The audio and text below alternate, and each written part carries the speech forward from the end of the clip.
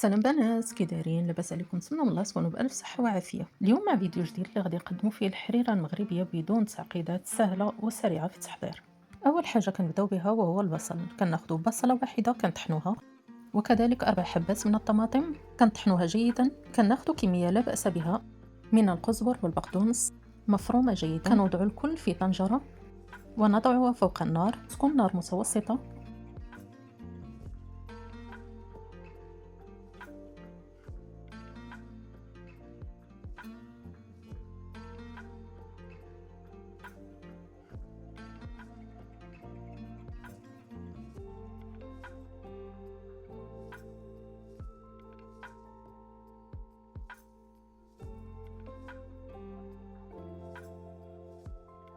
كنضيفوا الحمص اللي كيكون مرطب من قبل، كنزولوا ليه القشره، وكذلك كنضيفوا على الخليط. كنضيف عود من القرفه، وكنضيف البهارات اللي كتكون من زيت الزيتون، من ملح، من زنجبيل، من زعفران حر، من ابزار قليل من الابزار، ومن السمن البلدي. السمن البلدي تقريبا كنحتاجوا ليه ملعقه صغيره.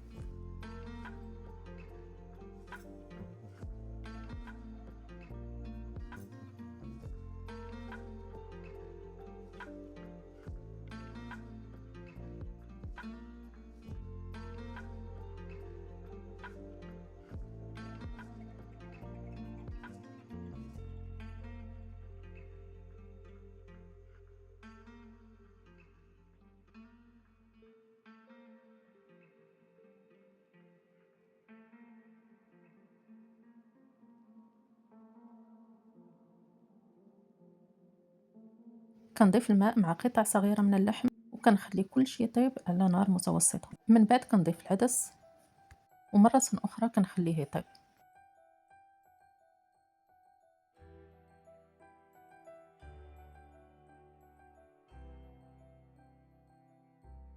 ومع التحريك المستمر كنضيف كذلك الأرز والشعرية، وكنخليو الكل يطيب على نار متوسطة ومع التحريك المستمر.